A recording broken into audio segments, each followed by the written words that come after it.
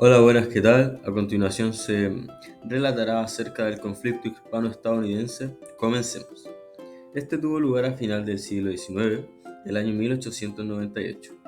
Fue un enfrentamiento bélico donde se vio involucrado un imperio español, ya muy debilitado, defendiendo sus últimas colonias americanas, y Estados Unidos, el cual se encontraba en pleno auge de expansionismo ideológico en América. El lugar donde se desarrolló la contienda fue en territorio cubano, lugar que desde hace mediados del siglo ya se habían formado movimientos independistas por parte de la población. Un ejemplo es el enfrentamiento previo entre los cubanos y España en la guerra de los años 10, desde 1968 hasta el 78. Por otro lado, al momento de suceder este conflicto, los españoles y cubanos ya llevaban 3 años de guerra previamente que ingresara a los Estados Unidos. Ahora profundicemos con los agentes involucrados y los antecedentes previos. El Imperio Español venía ya en declive, había perdido la mayoría de sus colonias en América del Sur y del Norte. Un factor muy importante era el auge de las otras potencias europeas, como el Reino Unido y el Imperio Alemán, que habían sido los más beneficiados en la época contemporánea, ya que fueron los pioneros de la Revolución Industrial, dejando bastante atrás al Imperio Español de la hegemonía internacional, que seguía perdiendo fuerzas luego de que su época imperialista llegara a su fin. Por otro lado, los Estados Unidos estaban interesados en expandir su ideal independentista con las bases republicanas y liberales, suceso que ya había ocurrido en otros países nacientes durante este siglo, independizándose de las potencias europeas en América. Por otro lado, Cuba llevaba años de lucha por su independencia, llevan casi 50, donde se habían enfrentado en conflictos bélicos previamente, los cuales comenzaremos a relatar a continuación. La primera vez que ocurrió tensión entre los Estados Unidos y España por Cuba se haría en el año 1873. Como mencionamos anteriormente, en aquella época se estaba llevando a cabo la Guerra de los 10 años, donde Cuba ya luchaba por su independencia. A este hecho se le llamó el Incidente de Virginius. ¿Y por qué es importante? En aquella oportunidad, la corbeta española capturó a una flota estadounidense, la cual era para enviar apoyo hacia los independistas cubanos. Con respecto al detonante, no sería hasta 30 años más tarde, específicamente el 15 de febrero de 1898, donde estallaría finalmente el conflicto entre España y Estados Unidos. Este último le declaró la guerra luego de un ataque de barco de la flota naval estadounidense, en el cual 260 tripulantes perdieron la vida. El barco explotó en territorio cubano, precisamente en La Habana.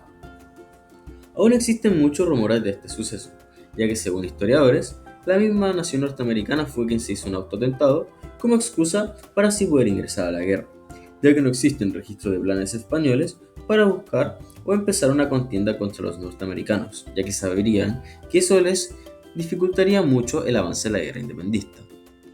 La guerra duró aproximadamente 7 meses y se desarrolló en frente marítimo, desventaja para la nación europea por su posicionamiento geográfico.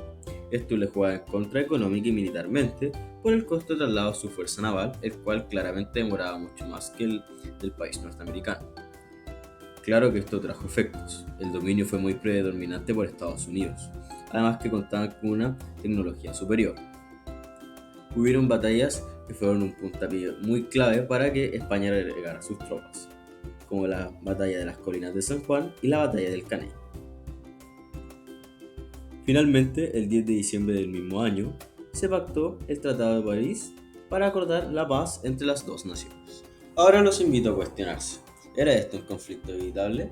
Para explicarlo, utilizaremos la teoría de las relaciones internacionales, el neorrealismo, ya que esta posee dos tópicos muy importantes para nuestro interés.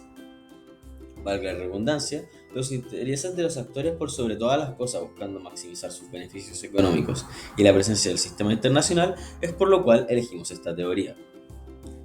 Los Estados Unidos buscaron eliminar la hegemonía española que existía en la región, que si bien era bastante menor a aquella a la fecha, le convenía tener aliados en el territorio que siguieran sus ideales liberales, así abriendo nuevas posibilidades de rutas comerciales.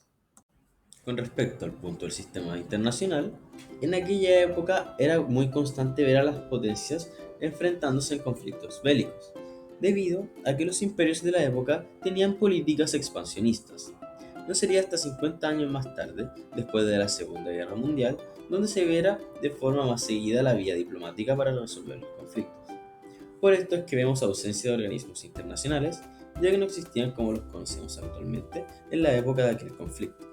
Esta presión y esta tensión sería la que utilizaría Estados Unidos para así poder entrar a la guerra y así salir beneficiada con sus intereses personales económicos, lo cual tendría consecuencias fatales para la nación española, lo cual lo veremos a continuación.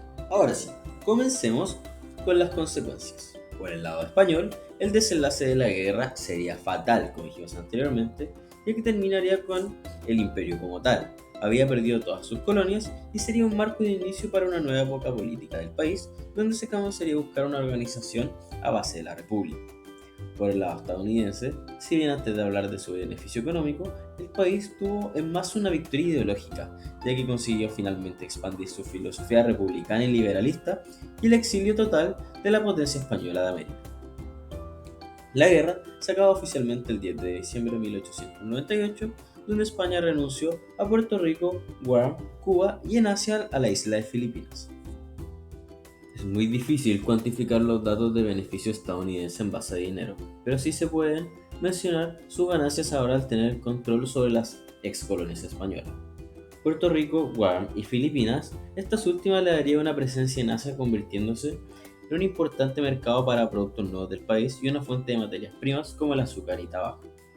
La adquisición de Puerto Rico y Cuba le permitió establecer una presencia económica muy fuerte y política en el Caribe.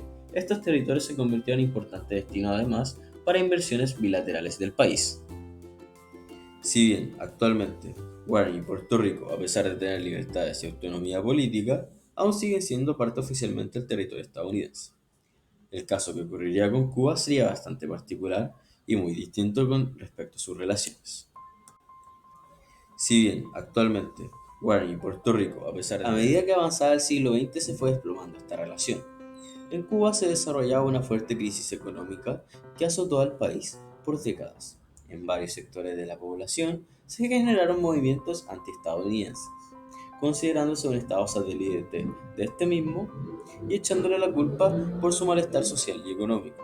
En la década de los 50, Estados Unidos apoyaría la dictadura de Fulgencio Batista, quien defendía los principios capitalistas de esta misma. Sin embargo, el desenlace terminaría en la mundialmente conocida Revolución Cubana.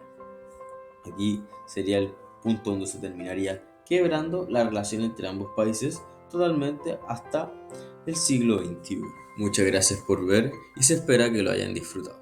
Nos vemos en la próxima.